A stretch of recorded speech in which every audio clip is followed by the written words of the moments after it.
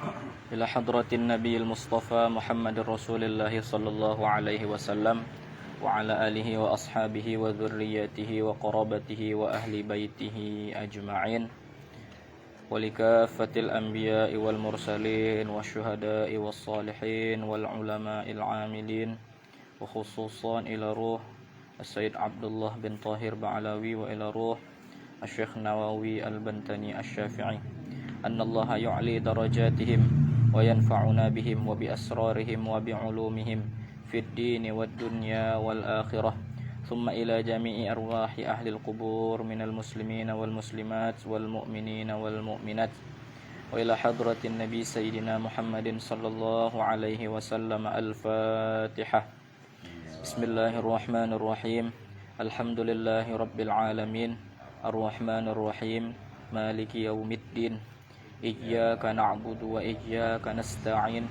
اهدنا الصراط المستقيم صراط الذين أنعمت عليهم غير المغضوب عليهم ولا الضالين آمين بسم الله الرحمن الرحيم الحمد لله رب العالمين والصلاة والسلام على سيد المرسلين نبينا محمد وعلى آله وأصحابه أجمعين سبحانك لا علم لنا إلا ما علمتنا إنك أنت العليم الحكيم اللهم ارزقنا فهم النبيين وحفظ المرسلين وإلهام الملائكة المقربين برحمتك يا أرحم الراحمين أما بعد قال المؤلف رحمه الله تعالى ونفعنا به وبعلومه في الدارين آمين إلى قوله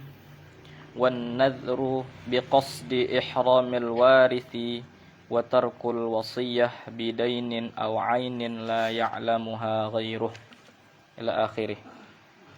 Halaman 117 ya yang bawah. Nah, sampailah kita pada bacaan wan nazru. Insyaallah kita lanjutkan kajian kita masih dengan kitab yang sama yaitu kitab Sulam Taufik, masih mengenai tentang maksiat lisan ya. Maksiat lisan. Dan juga termasuk daripada maksiat yang dilakukan lisan adalah wan nazru biqasdi ihramil waris ya, bernazar dengan tujuan mencegah si penerima waris ya, bernazar dengan tujuan mencegah atau menghalangi ahli waris ya. Misalnya begini, disebutkan di dalam kitab kita, saya bernazar, contohnya begini, ada seseorang mengucapkan ucapan seperti ini. Ucapannya itu yang dinilai maksiat ya. Ucapannya itu. Saya bernazar, kata dia, akan menyedekahkan seluruh harta yang saya miliki kalau begini. Kalau begini, seluruh hartanya. Tapi apa? Dengan maksud tujuan agar ketika dia nanti mati, ahli warisnya tidak menerima warisan tersebut. Nah, dihalanginya ahli warisnya untuk mendapatkan warisan. Nah, itu tak boleh ya. Nah, tak baik ucapan seperti itu mengandung kemaksiatan. Nah, apa itu nazar? Nazar itu apa? Nazar itu iltizamu qurbatin lam tata'ayyan. Nazar itu iltizam, mengharuskan atau mewajibkan, qurbatin, sebuah perbuatan pendekatan diri kepada Allah, lam tata'ayyan, yang tidak tertentu. Maksud tidak tertentu itu apa? Tidak tertentu akan kewajibannya. Jadi bernazar itu pada hal-hal yang tidak diwajibkan oleh Allah dan Rasulullah. Bernazar pada hal-hal yang sifatnya amal kebaikan, amal soleh Bapak Ibu. Maka Misalkan gini, tadi kita sebutkan nazar itu pada sesuatu hal yang sifatnya tidak wajib. Berarti apa? Sunnah. Misal,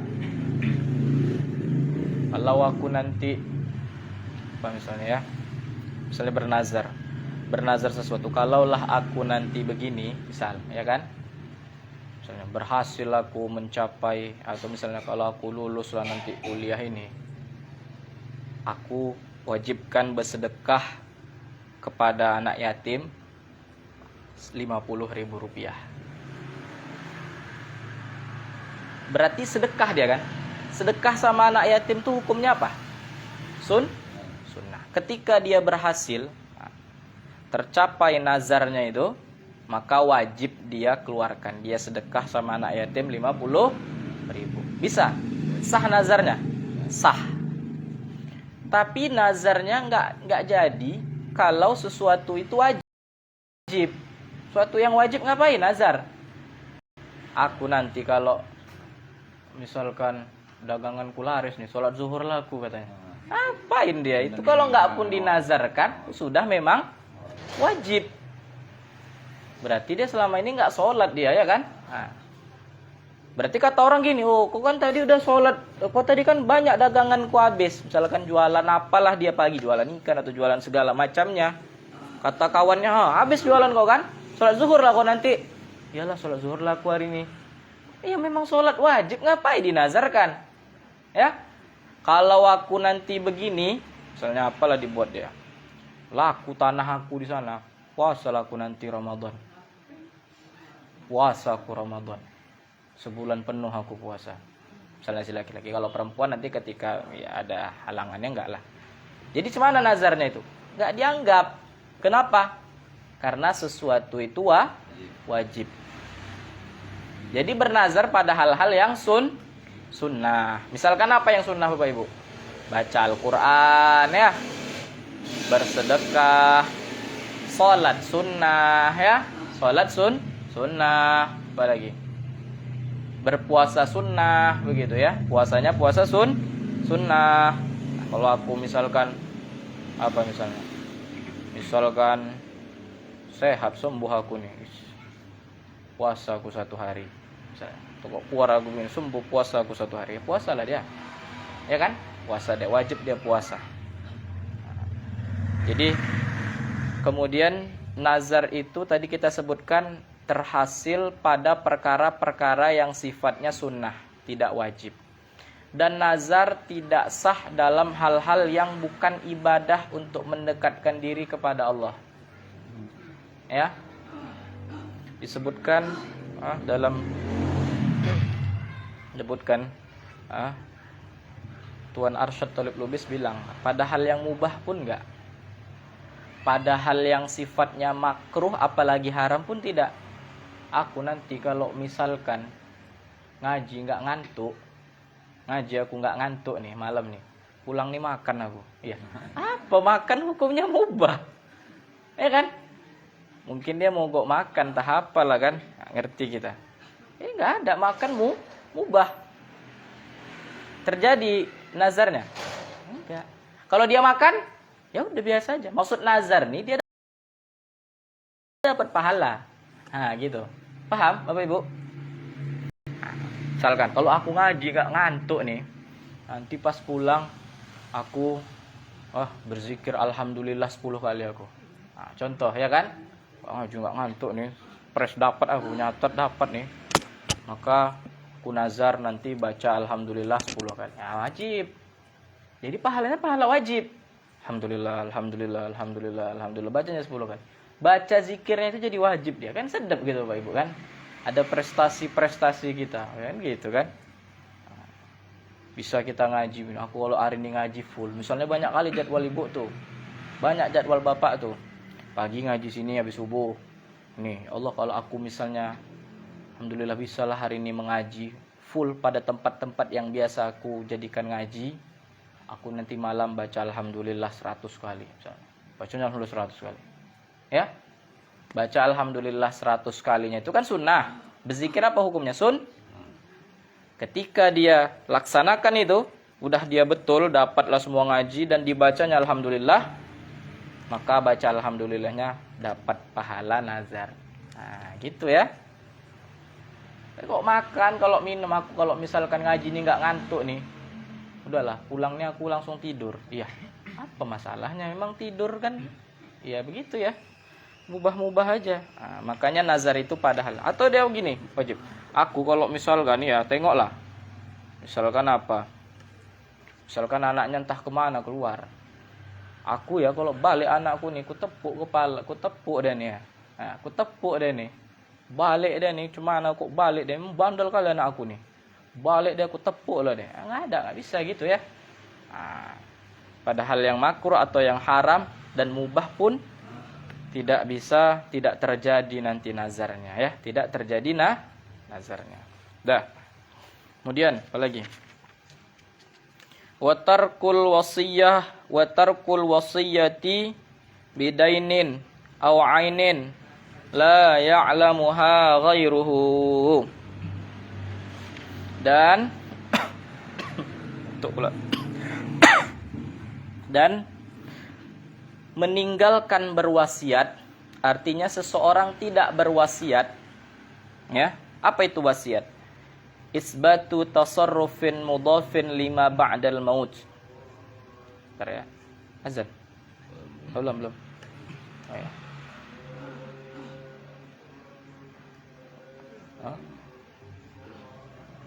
Oh belum. Ngaji ya. Wasiat tadi kita ulang. Wa tarkul wasiyah, dan meninggalkan wasiat, artinya tidak berwasiat. Wasiat itu apa? Menetapkan pengaturan yang disandarkan kepada sesuatu setelah dia wafat, ya. Sesuatu itu bisa terjadi ketika seseorang yang berwasiat itu wafat. Bisa dikerjakan, bisa ditunaikan setelah dia wafat. Itu namanya wasiat. Wa tarkul wasiyah, seseorang tadi tidak berwasiat bidainin aw ainin la ya'lamuha ghairuh, mengenai hutang dia atau benda dia yang orang lain tidak mengetahuinya. Berwasiat pada hal-hal yang baik itu hukumnya nanti sunnah, Bapak Ibu ya. Tapi ketika dia punya utang nih, sama seseorang, anaknya misalkan seorang bapak, seorang ayah, anaknya bahkan istrinya nggak tahu dia tuh masih punya utang, paham? Lalu sakitlah dia, mungkin dipikir sakitlah aku nih, mungkin nggak lama lah aku lagi. Apa hukum dia berwasiat tentang hutang yang dia punya yang orang lain nggak tahu? Sama kalau ada barang dia, ya, atau benda dia ada sudah disembunyikan yang tidak diketahui orang lain, mewasiatkannya itu hukumnya jadi wajib, paham?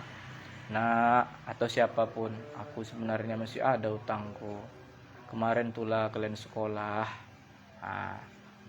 berutang ayah sama si Polan sekian. Tiba-tiba dah kalian wisuda nih sakit pula begini kan, misalnya sakit ayahnya, disampaikan. Jadi utang ayah adalah sekian lagi. Nanti kalau misalkan meninggal ayah, nggak sampai panjang umur ayah, tolong ya bayarkan utang. Orang nggak tahu. Lalu menyampaikan itu hukumnya jadi wajib.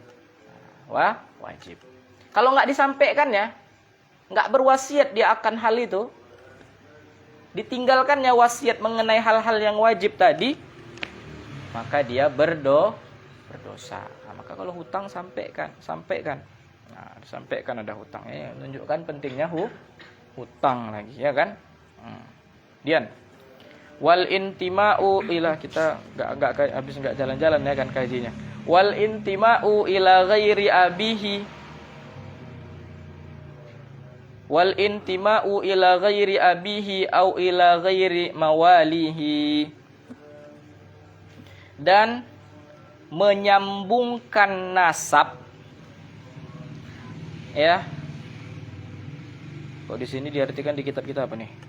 Dan mengakui seseorang sebagai bapaknya kepada orang lain yang memang bukan bapaknya atau selain tuannya, atau kalau bagi hamba sahaya. Maksudnya apa? Dia menasabkan dirinya bukan kepada bapaknya, bukan pada ayahnya. Aku malu punya ayah kayak gini. Bukan ayah aku nih, ayah aku ini. Nah, gitu.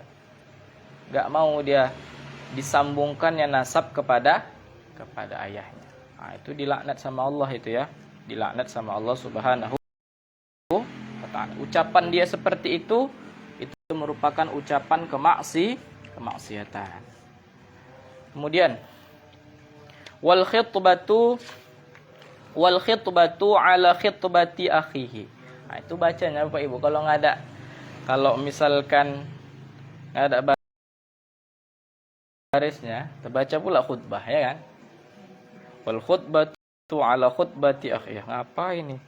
Khutbah atas khutbah saudaranya. Sudah apa? Khutbah kan cakap. Oh, apa maksudnya ini? Nah, bukan khutbah, khitbah. Wal khitbatu ala khitbati akhihi. Ini biasanya laki-laki lah nih. Ya kan? Wal khitbah. Apa arti khitbah? Khitbah itu melamar. Melamar apa? Melamar anak gadis orang atau melamar perempuan lah. Ya, bukan anak gadis saja pula. Misalkan janda, khitbah juga namanya ya. Nah, jangan pula kalau anak gadis khitbah, kalau janda enggak khitbah. Sama itu ya. Oh, jangan dibeda-bedakan. Ya kan? Wal khitbatu, khitbah tuh melamar seorang perempuan, ya. Istilahnya khitbah. Wal khitbatu ala khitbati akhihi, dan mengkhitbah atas khitbahan saudaranya yang lain. Tahu maksudnya? Perempuan ini dah dikhitbah orang, dilamar orang, tahu dia. Datang dia dilamarnya lagi, padahal itu sedang dalam proses lamaran si saudaranya. Ah, itu nggak boleh. Kecuali, kok ke sana pula, ke sini lah ya kan. Kecuali saudaranya yang pertama kali melamar perempuan itu tadi membatalkan. Oh, nggak jadi aku sama dia. Boleh dia melamarnya. Tapi kalau dalam proses lamaran, nggak boleh. Nah, berarti hati-hati juga kita kan ada itu apa namanya, sebelum apa, janur kuning melengkung masih ada kesempatan lagi. Nah, gitu kan. Belum ada janur kuning tuh, masih ada kesempatan. Padahal dilamar orang. Nggak ada gas terus nih, apalah nih perempuan nih kan. Dan kadang ada laki-laki yang dengki juga gitu ya kan. Buat dengkinya, inilah kesempatan ini.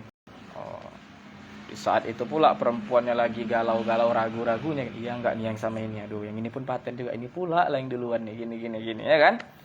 Nah, jadi nggak boleh kita dalam agama kita itu adab kepada saudara, ya. Azan. Jadi sedap cakap.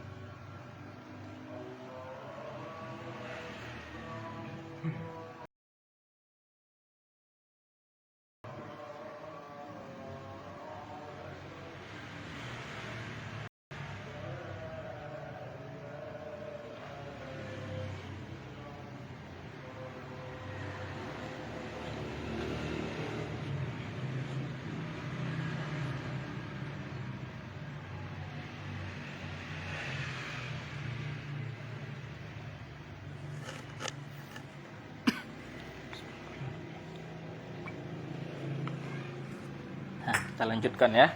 Ulangi lagi tadi. Jadi wal khitbatu ala khitbati akhihi, dan apa namanya?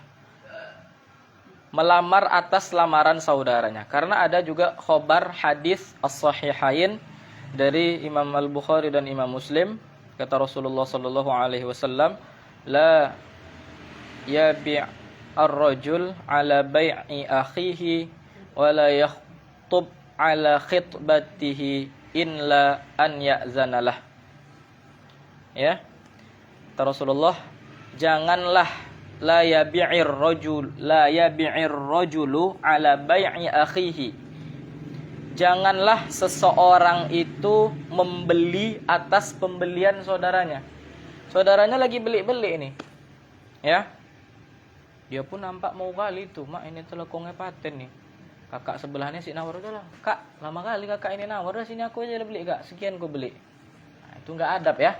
Ketika seseorang sedang melakukan transaksi atas yang mau dibeli saudaranya, nah biarkan dulu. Ya kalau memang itu rezeki dia bakal enggak kemananya itu ya kan. Kalau memang itu rezekinya. Dipotongnya itu pun termasuk daripada maksiat perbuatan lisan. Lah kan luar biasa hebatnya yang diajarkan Rasulullah itu ya kan. Bagaimana Rasulullah itu sangat menjaga sekali perasaan orang lain. Begitu juga tadi sama. Wala yakhtub, janganlah seseorang itu melamar ala khitbatihi, atas lamaran saudaranya yang lain. Jangan dibuat. Illa an ya'zanalah, kecuali saudaranya itu mengizinkan padanya. Nah banyak gitu orang udah lamaran jadi dia lamar. Banyak kali godaannya. Ya. Kalau kata kawan-kawan gitu ya kan. Pas lamaran itu situlah banyaknya godaan kata dia. Ya kan? Hari H sebentar lagi mau nikah. Di situlah godaan itu datang, keraguan datang ya kan? Entahlah macam mana. Nah, oke. Kemudian apa lagi? Wal fatwa bi ghairi ilmin. Wal fatwa bi ghairi ilmin. Dan berfatwa, ya, berfatwa tentang urusan agama lah tentunya, bi ghairi ilmin min indih, tanpa didasari dengan adanya ilmu. Masya Allah, tanpa didasari dengan ilmu. Makanya hati-hati kita Bapak Ibu, kalau kita nggak tahu tanya-tanya orang kan, udah nggak tahu bilang nggak tahu. Kurasa kayak gini lah kayaknya. Kurasa gini lah. Gitu. Jangan ya. Kalau kita nggak tahu, nggak tahu. Maka fatwa ini luar biasa ini. Nggak sembarangan tentang urusan fatwa ini. Ketika dia berfatwa tanpa didasari dengan ilmu, kata Rasulullah sallallahu alaihi wasallam, man afta bi ghairi ilmin, siapa yang memfatwakan sesuatu tanpa ilmu, la'anathu malaikatus sama wal ard, maka malaikat-malaikat yang ada di langit dan yang ada di bumi akan melaknatnya. Akan apa? Akan melaknatnya. Baik. Jangan berfatwa. Kena laknat. Kalau udah kena laknat itu luar biasa itu ya. Bukan disepelekan. Kemudian disebutkan kemudian wa ta'limin wa bi ghairi wal fatwa bi ghairi ilmin wa ta'limin.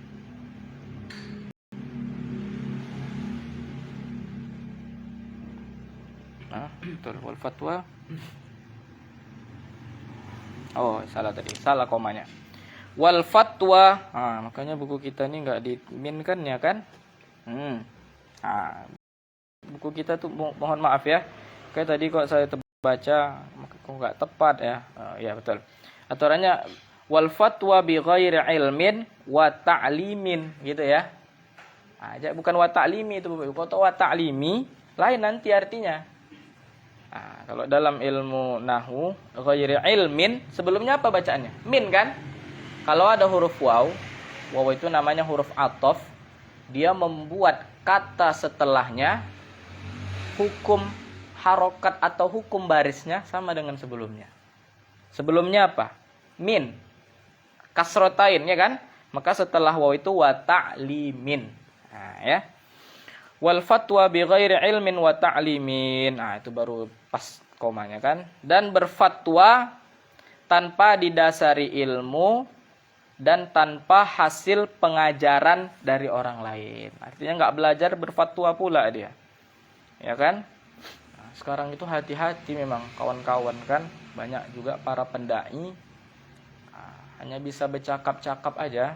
Ya kan? Hanya dai. Tapi berani-berani dia berfatwa. Berani-berani dia berfatwa. Dia kurang ilmunya. Cuman bisa ya sekedar menyampaikan yang biasa-biasalah. Pandangan umum saja mungkin bisa. Karena dia ustadz. Karena dia apa? Karena dia ustadz, dipikir orang ustadz, ditanya orang tentang sesuatu, lalu dia berfatwa tanpa didasari ilmu. Itu Allah melaknat itu, dan itu luar biasa. Nanti dosanya itu besar itu ya. Kalau kita nggak tahu, walaupun kita ustadz ya kan, kita ustadz, misalnya kita tahu, kita pengajian, nggak tahu ditanya orang, cuma kok ngaji, udah nggak apa-apa, ya kan? Ya namanya aku nggak tahu tentang itu. Yang aku ngaji ini, aku nggak tahu tentang itu, udah nggak apa-apa. Gitu. Ketika seseorang mengatakan dia tuh nggak tahu, ya kan? Itu mulia itu sama dia. Daripada dia mengada-ngada tentang hal yang tidak dia ketahui. Gitu kan? Cem dulu kalau kawan kan malu kita terakhir ya kan. Selasa lu, cuma tadi malam ada MU lawan Arsenal, cuma tadi malam. Iya kan, Ronaldo nyetak deh 2 kata dia. Padahal gua ngada-ngada kan. Jadinya kalau orang itu misalkan kok ketahuan lah apa yang dibilang dia itu ternyata salah, kan malu kali kan.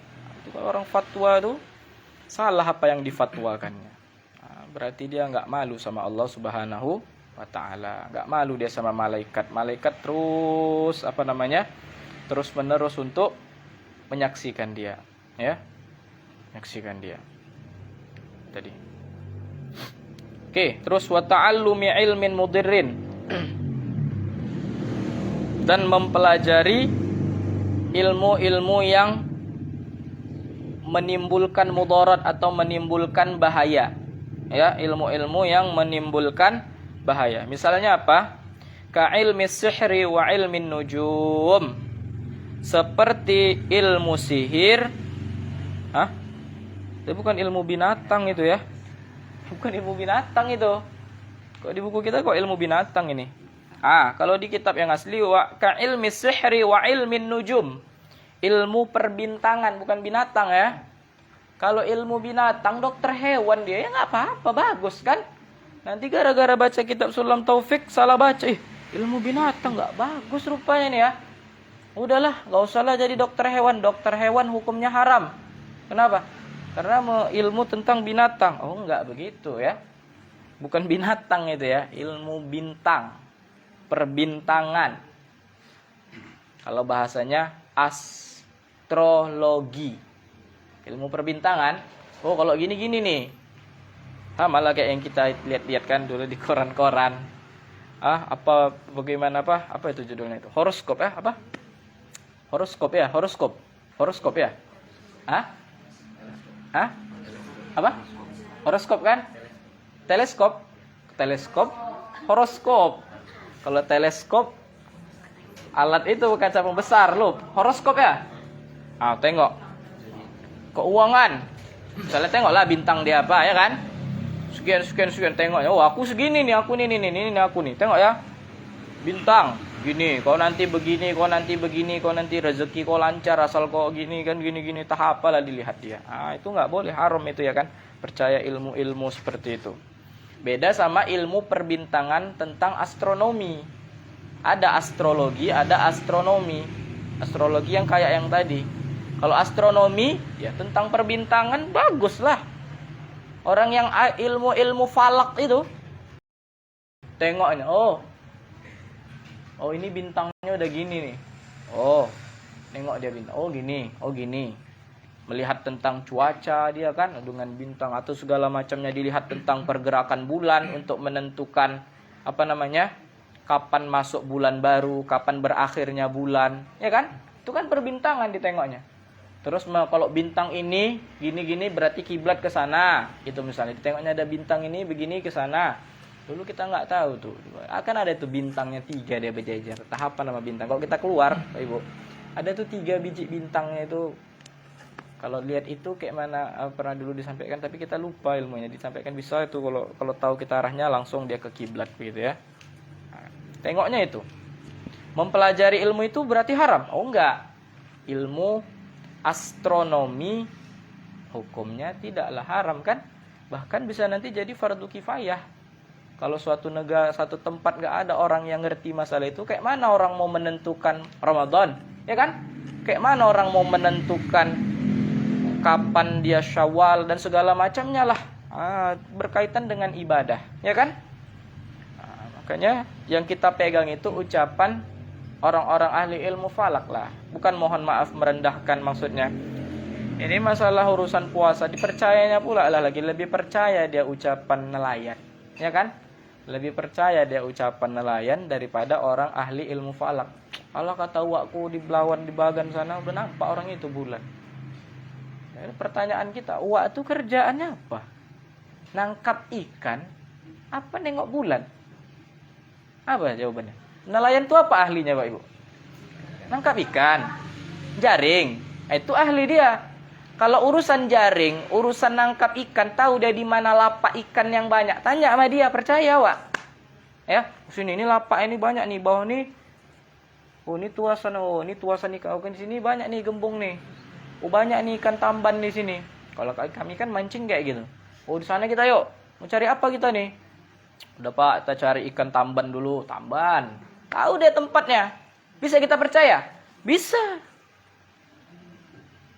Tapi kalau masalah untuk menentukan akhir bulan hilal, bisa kita percaya dia. Tapi dia nampak. Kalau misalkan orang itu memang betul dia nampak. Misalkan ini akhir bulan Sya'ban nih. Betul-betul dia nampak si nelayan tadi. Maka untuk dia wajib puasa. Yakin dia nampak nih. Dia yang nampak. Dia wajib puasa tuh besok itu, ya, gitu. Kalau memang betul dia nampak, dia wajib puasa. Tapi kalau masalah itu tanyalah sama orang yang ahli astronomi, orang ahli ilmu falak, ya kan, observatorium itu kan ada kan. Dilihat dia pakai teropongnya segala macam. Kalau urusan itu tanyalah kepada ahlinya, begitu ya. Pandai-pandai menempatkan sesuatu. Jadi mempelajari sesuatu yang membahayakan. Sebenarnya ilmu apa? Disebutkan ilmu sihir dan ilmu nujum, ilmu perbintangan ya. Itu silap ya, bukan ilmu binatang ya. Jangan pula nanti haram pula ilmu binatang ya. Menyelamatkan binatang itu apa hukumnya? Kan bagus ya kan, nah, bantunya binatang, nampaknya ada kucing. Aduh, kasihan kali aku nengok kucing nih. Patah entah apa kaki ini. Pandai deh, ini gini dipelajarinya. Oh kalau ada yang model hewan tuh begini obatnya, kan mulia itu ya kan. Masa pula itu haram? Enggak haram ya. Jadi yang haram ilmu ilmu bintang, tapi bintangnya seperti ramalan begitu ya. Yang ramalan itu ya. Jadi nanti dibetulin Bapak Ibu yang ada punya kitabnya sendiri ya. Baik. Dah. Kemudian Rasulullah Shallallahu Alaihi Wasallam bersabda, "Akhafu ala ummati," sedikit lagi. "Akhafu ala ummati ba'di salasan." "Akhafu ala ummati ba'di salasan." Salasan. Itu lagi kan. "Akhafu ala ummati ba'di salasan." Oh ya. Aku mengkhawatirkan 3 perkara atas umatku kelak. Atas umatku kelak. Ada 3 yang dikhawatirkan oleh Nabi Muhammad sallallahu alaihi wasallam. Apa yang dikhawatirkan Nabi Shallallahu Alaihi Wasallam? Yang pertama, haifal a'immati, kezaliman para pemimpin. Tuh. Wal imana bin nujumi, dan iman atau percaya kepada ilmu nujum, ilmu bintang. Nah, ini baru betul di sini. Ilmu bintang ya, bukan binatang ya. Watakdzibi bil qadari, dan mendustakan atau tidak percaya dengan takdir Allah Subhanahu wa taala. Nah, sebutkan di bawah, kalau mengungkapkan impian dan mempercayai kepandaian dokter, hal itu tidak dilarang. Demikian menurut Imam Ghazali dalam ya. Kenapa? Ilmu nujum ini kan ilmu kira-kira kan? Kan kira-kira, nggak pasti. Jadi kalau kayak gitu nggak bisa kita percaya sama dokter. Dokter itu kan kira-kira. Ya betul. Dokter kira-kira. Oh Pak, ini sepertinya Bapak mengalami gangguan pada ini nih, begini. Ya, kita begini. Ya, inilah dulu obatnya Pak ya, begini. Kita coba dulu 3 hari. Nanti kalau ada perubahan, ya kalau nggak ada perubahan Pak, nanti balik kemari lagi kita cek lagi ya. Berarti dokternya kira-kira nih, nggak betul nih, nujum juga nih. Enggak, kalau ilmu dokter itu nggak seperti itu ya. Ilmu kedokteran itu bahkan disebutkan juga hukumnya bisa fardu kifayah. Kalau nggak ada yang pandai ngobati dalam satu keadaan, satu tempat, nah, berdosa semuanya. Ya kan? Ada yang pandai ngobatin. Nah, ketika ada orang yang membutuhkan pengobatan, nggak ada yang bisa. Nah, nanti jadi semua berdosa. Jadi belajar ilmu dokter itu pahala nggak? Pahala, jangan bilang dunia lagi. Anak aku semua harus pesantren sarjana agama. Kenapa? Aku mau ilmu akhirat aja semua anak-anak aku. Oh berarti ilmu ekonomi nggak akhirat. Oh berarti dokter, kalau dokter kafir gitu, ilmunya kafir gitu. Iya, salah. Nggak ada begitu ya. Ilmu kedokteran itu bagus, fardu kifayah. Apapun ilmunya bagus itu. Ya maksudnya ilmu yang dipelajari lah. Artinya itu semua bagus, ilmu tentang hukum, tahu dia bagaimana orang agar tidak dizalimi secara hukum, ya kan? Tahu dipelajarinya itu bagus. Nah, berpahala. Kecuali lah ilmu-ilmu digunakannya, dia belajar ilmu yang ilmu itu bisa mencelakakan orang lain. Bagaimana caranya? Nah, itu tadilah ilmu tahap, ilmu santet dipelajarinya, ya kan? Ilmu bagaimana untuk ngehack akun bank orang, ya kan? Oh, banyak kali bapak tuh pelit kali, dia ku hack lah dulu, ku apain lah bank dia ini ya. Nah, itu berdosa lah mempelajari ilmu seperti itu ya. Ada pula BIMTEK-nya misalnya ya kan, sempat ada BIMTEK-nya, bimbingan teknis cara menghack akun orang. Nah, itu gawat itu dipelajari, itu haram ya. Dah, baik. Kemudian apa lagi? Enggak jalan-jalan nanti kaji kita terus. Wal hukmu bi ghairi hukmillah, dan memutuskan perkara tanpa berdasarkan hukum Allah Subhanahu wa taala. Kemudian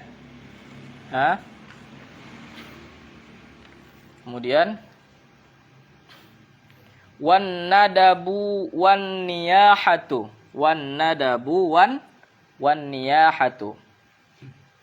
Oh, sebelumnya ada sampai di sini kata Imam Al-Hisni, ada yang penting di sini. Kata Imam Al-Hisni, Rasulullah SAW ada bersabda, al-qudatu salasatun. Ya. Hakim itu ada 3. Ya. Qadin fil jannah, 1 di surga, wasnani finnar, 2 di neraka. Yang 1, qadin arafal haqqa faqadha bihi fahuwa fil jannah. 1, ada 1 hakim yang mengerti tentang kebenaran, lalu dia memutuskan sebuah perkara dengan berdasarkan kebenaran itu, maka dia berada di dalam surga. Nah, jadi hakim ini pun bisa buat masuk surga. Nah, kalau dia jujur, betul dalam memutuskan hukum. Yang kedua, waqadin. Nah, jadi kalau begitu masuk sarjana hukum, dia belajar di fakultas hukum, bagus nggak? Ya bagus, kalau memang tujuannya supaya aku bisa menghukumi dengan yang bagus. Entahnya aku gara-gara bisa memutuskan suatu dengan kebenaran aku bisa masuk surga. Ya bisa, itu bisa jadi jalan masuk surga. Tapi kenyataannya banyak yang luar biasa, ya kan? Wa qadin, yang kedua, wa qadin arafal haqqa. Fahakama bi khilafihi. Yang kedua, kemudian, dan hakim yang mengerti kebenaran, dan hakim yang mengerti kebenaran, fahakama bi khilafihi, lalu dia menghukumi dengan sebaliknya, fahuwa finnar, ya, fahuwa finnar, dia nanti akan bertempat di dalam neraka. Nauzubillahi min zalik. Memang nggak ada rupanya lengkap. Cuma 2 disebutkan Syekh Nawawi Banten. Nggak disebut di dalam naskah manapun, cuma 2. Yang ketiga nanti kita cari ya. Tadi nggak dapat memang. Kemudian,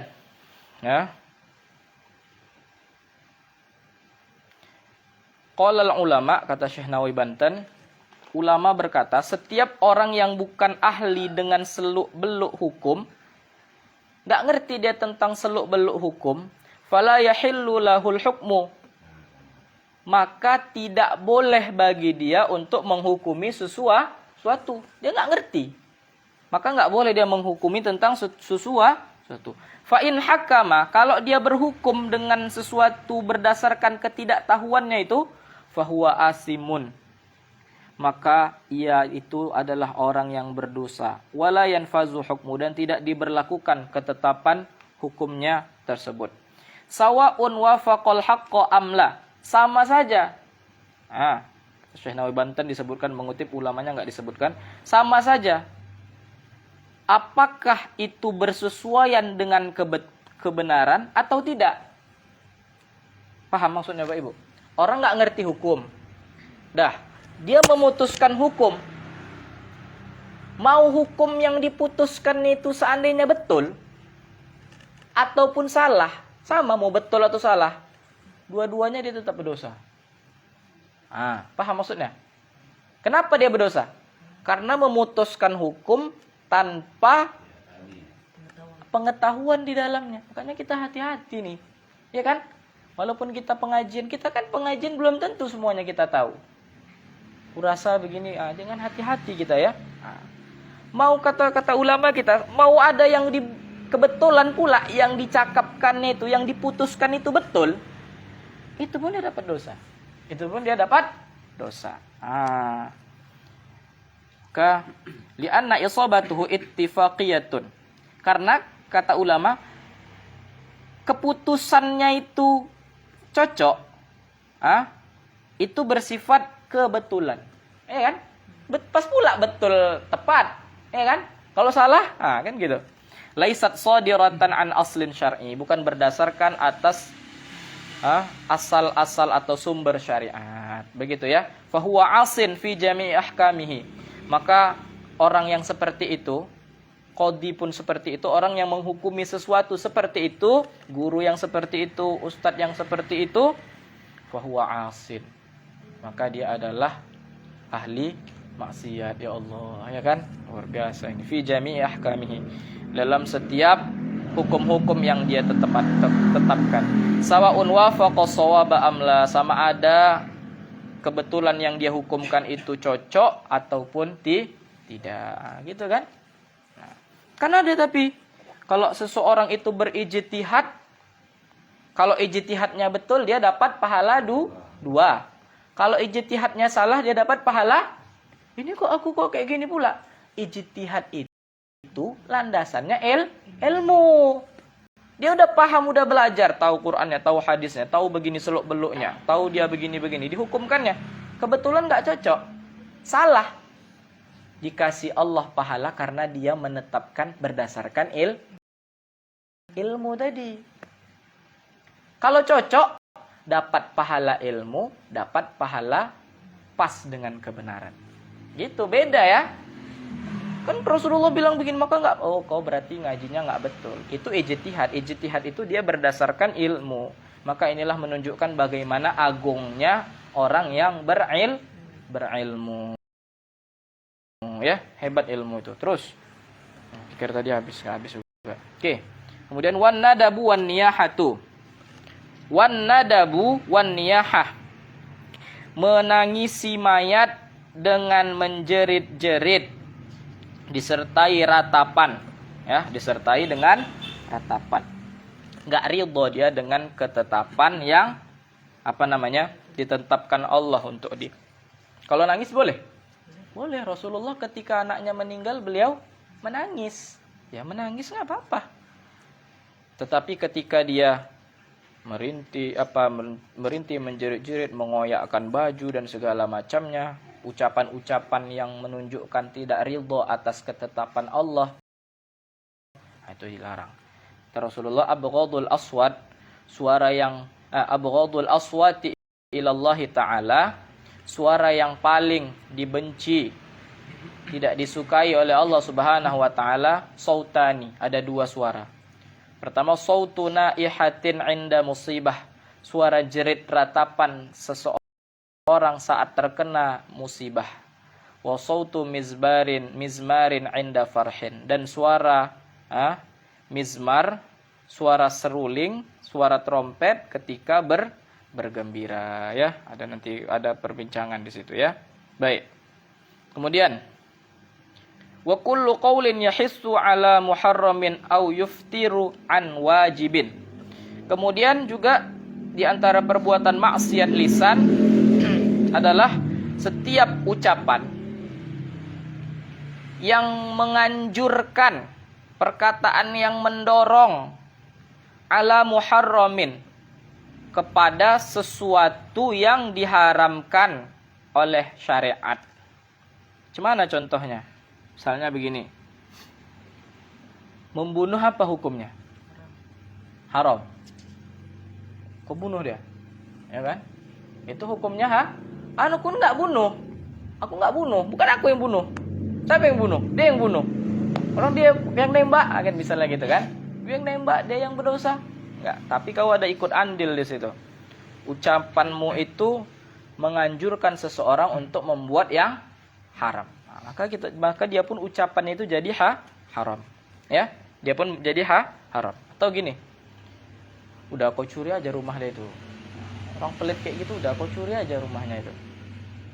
Ucapan itu menganjurkan untuk berbuat haram. Maka jadi haram, ya. Haram. Udah, narkoba aja sikit enggak apa-apa nih, sikit enggak apa-apa nih. Kau buat aja. Sikit dah lah enggak apa-apa. Entah apa dibuat. Jadi berdosa dia. Dibuat orang, dia pun berdosa. Au yuftir an wajibin, atau seseorang itu memutuskan perbuatan wajib, atau memutuskan perbuatan wajib. Salah apa? Udah. Mau saja sembahyang. Adalah kan? Sembahyang tuh wajib. Masa lah sembahyang. Masa buat sembahyang. Dibuat jadi gara-gara dia orang enggak sembahyang. Ucapan seperti itu merupakan ucapan yang maksiat kepada Allah Subhanahu wa taala. Ya, baik. Kemudian wa kullu kalamin yaqdah fid din. Ini udah pernah kita bahas. Setiap perkataan yang mencela agama, udah kita pernah bahas pada hal-hal yang bahkan kalau ini bisa jadikan murtad dulu di awal, ya Bapak Ibu, ya. Wa kullu kalamin yaqdah fid din, setiap perkataan yang mencela, menodai, mencemarkan terhadap agama, fid din. Au fi ahadin minal anbiya, atau ucapan yang menghina, menodai, mencela salah satu daripada para nabi-nabi Allah. Au fil ulama, atau ucapan yang menodai, mencela para ulama. Ya. Kata Rasulullah sallallahu alaihi wasallam, "Ughdu aliman." Jadilah kau itu orang alim. Au muta'alliman, atau pelajar, atau orang yang belajar. Au mustami'an, atau orang yang dengar-dengar.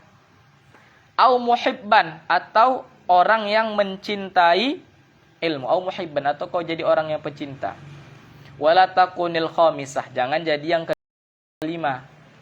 Fatahlik. Maksud yang kelima itu apa? Enggak alim, enggak muta'alim, enggak mustami, enggak mencintai, malah menodai, malah mencela. Begitu ya, jangan jadi yang kelima. Maka kamu akan menjadi orang yang binasa. Kemudian, awil ilmi atau mencela ilmu. Ya. Maksudnya ilmu syariat dan yang berkaitan dengan ilmu syariat. Ya. Nggak usah kau belajar nahu sorob. Nanti kau sarap gila kau. Apa pula kayak gitu ya kan? Ilmu nahu sorob itu bagian untuk bisa mempelajari ilmu Al-Quran. Bilangnya pula sarap, nanti nggak usah kau belajar nahu sorob. Nggak usah pak ya itu ilmu nahu sorob itu gila nanti lama-lama. Macam juga dia apa yang pernah kita sampaikan. Jangan belajar ilmu tauhid kau. Tauhid itu bisa buat orang gila itu. Bisa buat orang gila. Ucapan dia seperti itu aja itu merupakan ucapan yang maksiat. Sudah kita sampaikan itu pada yang lalu-lalu. Awis syar'i atau menodai syariat. Awis syar'i. Memang betul awis syar'i bacaannya.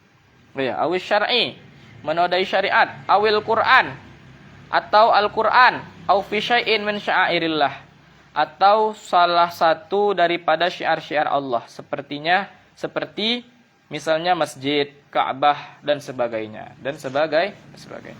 Kemudian wa minha at-tazmir, ya. Dan di antara permaksiat lisan juga at-tazmir, ya. Meniup seruling, wasukutu 'anil amri bil ma'ruf, dan mendiamkan daripada amar menyuruh orang lain untuk berbuat kebaikan, wan nahyi 'anil munkar, dan nahi mencegah orang daripada perbuatan mungkar bi ghairi uzrin, tanpa ada uzur, tanpa ada halangan. Maksud ada halangan itu gimana? Kalau dia menegakkan amar ma'ruf nahi mungkar, nanti dia akan dibunuh orang. Dia nyuruh kebaikan, mencegah keburukan. Oh, kok nggak tahu siapa aku ya? Nanti dibunuh orang, atau membahayakan keluarganya, atau membahayakan hartanya. Maka seperti itu namanya ada uzur, ya. Kalau dia tidak ada uzur, sampaikanlah kebenaran itu. Kemudian waqatsmul ilmi, sedikit lagi ya Pak Ibu, sedikit lagi. Waqatsmul ilmi, dan menyembunyikan al-ilmil wajib, ilmu yang wajib, ma'awujudit thalib, padahal ada orang yang ingin menuntutnya. Paham? Disembunyikannya ilmu yang wajib, nggak mau diajarkannya sama orang. Padahal ada orang yang mau menuntut ilmu itu. Boleh. Wadhahku li khurujir rihi. Ya Allah. Ada di sini. Yang ini enggak ada pula di sini. Wadhahku. Oh ya. Wadhahku li khurujir rihi. Ya Allah, ini kena lah kita ini. Ini kena rupanya kita ini. Apa itu Pak Ibu? Ketawa, dhahku itu ketawa li khurujir rih, karena keluar angin. Maksudnya apa? Kentut. Ya Allah, disebutkan di sini ya. Ada orang kentut, kita ketawa, sehingga dia merasa malu gara-gara diketawain itu. Jadi perbuatan itu menyebabkan juga seseorang itu bisa berdosa, disebutkan sama Syekh di sini, ya Allah, ya kan? Aduh, banyak kali kita kena ya. Masya Allah, doa kita sama Allah supaya bisa kita ngamalkan, artinya apa? Enggak buat seperti ini ya. Wadhahku li khurujir rih. Dulu malahan sekolah cari lagi siapa yang kentut, ya kan? Bang put gitu pula, ya kan? Jadi bahan-bahan. Oh, kau nih kentut nih, kau kentut nih. Biasanya yang sibuk kali dia tuh yang kentut ya. Yang dia sibuk kali itu ialah pelakunya. Ya Allah. Jadi ada satu cerita Bapak Ibu, dihikayatkan. Dulu ada seorang perempuan, belanja dia ke satu toko. Pergilah dia satu toko. Tiba-tiba di situ terkentut perempuan tadi. Iya, terkentut. Ketika mau beli sesuatu terkentut. Lalu malulah dia. Malu kalilah dia sama si penjual itu, ya. Lalu tiba-tiba si pemilik toko tadi bertanya, ya. Falamma sa'alathu, maka tatkala perempuan itu bertanya kepada si penjual toko mengenai sesuatu, dijawab si penjual toko tadi hal yang lain. Paham Bapak Ibu? Dia kentut. Malu lah dia kan. Nanya lah sama tuh, Pak, ini gini cemana Pak? Yang dijawab si tukang penjualnya tadi lain. Ditanya lain, dijawab lain. Jadi berpikirlah si wanita tadi, oh berarti si bapak ini tuli nih. nggak bisa dengar nih. Aku nanya lain, dijawabnya lain. Padahal si apa namanya tadi, si penjual tadi, dia menyembunyikan apa namanya, menyembunyikan apa yang dia dengar supaya si perempuan tadi tidak merasa malu akan hal tersebut, ya kan? Udah dibuatnya seperti itu. Akhirnya lama-lama pigilah si perempuan tadi, nggak jadi dia beli sesuatu di toko tersebut. Summa afadallahu nur ala qalbi dzalikar rajuli wa razaqahu al-kashfa bisababi satrihi laha, masyaallah. Kemudian Allah gara-gara sebab itu melimpahkan nur, cahaya ke atas hati si lelaki yang penjual tadi. Wa razaqahu al-kashaf, dan Allah berikan rezeki kepada dia bisa kasyaf. Berarti jadi wali dia. Jadi wali Allah gara-gara menyembunyikan aib kentut, ya kan? Bisa trihilaha. Artinya apa? Gara-gara gitu aja pun orang bisa jadi mulia, Bapak Ibu. Cobalah kan. Gara-gara menyembunyikan kentut orang, bisa dia mulia. Berarti kan luar biasa Islam itu kan. Luar biasa kalau kita tuh pengen masuk surga. Berarti kan ini bisa hal jadi masuk surga. Menyembunyikan, kenapa kau masuk surga? Gara-gara ada kawan aku kentut, kututupi aibnya. Masuk surga dia. Gara-gara itu. Berarti kan mudah sebenarnya masuk surga ya. Banyak jalan yang telah disediakan oleh Allah Subhanahu wa taala. Kemudian apa lagi? Wadhahku li khurujirih au ala muslimin istihqaran lahu, atau menertawakan seorang muslim tapi merendahkan dia. Merendahkan dia. Kemudian merendahkan orang. Waqat musyahadah, dan menyembunyikan kesaksian, ya. Kemudian au nisyanul Quran, atau melupakan Al-Qur'an, atau merupakan Al-Qur'an, Bapak Ibu. Kata Syekh Nawawi Bantan, ba'da hifzihi an zahri qalbin, setelah dihafalnya di luar kepala. Ya Allah, kita udah hafal dulu ada berapa, kalau dilupakan, ya Allah, maksiat. Berusahalah untuk ngejar balik apa yang pernah kita hafal, ya kan? Mungkin dulu Bapak Ibu dia pernah pesantren hafal juz 30, ya kan? Sekarang apa?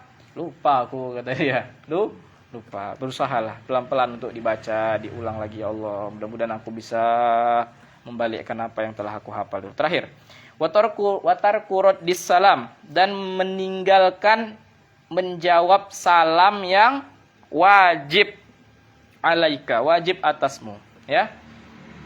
Walau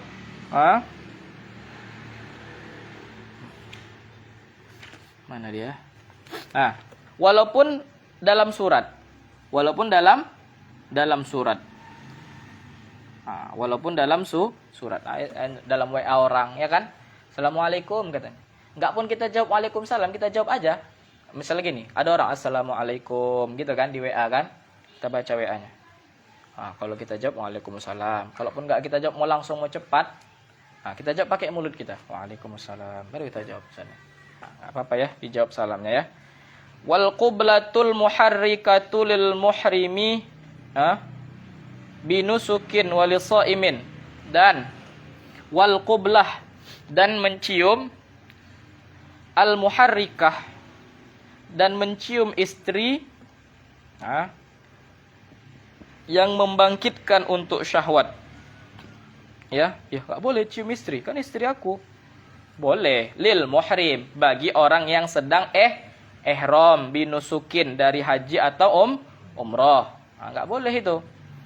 Walisaimin, atau orang yang sedang puasa fardhon, puasa fardu. Dia mencium tapi bisa membangkitkan syahwat.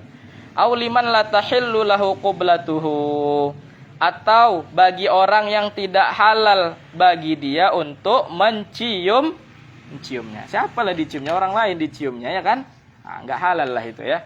Oke, insyaallah alhamdulillah habis Bapak Ibu ya. Habis tentang maksiat lisan, panjang kali ya, berapa pertemuan ya kita bahas kemarin. Insyaallah nanti pada pertemuan akan datang tentang wamin ma'asil uzun, dan perkara-perkara maksiat telinga ya. Insyaallah kita lanjutkan pada pertemuan yang akan datang. Insyaallah panjang umur ya. Oke.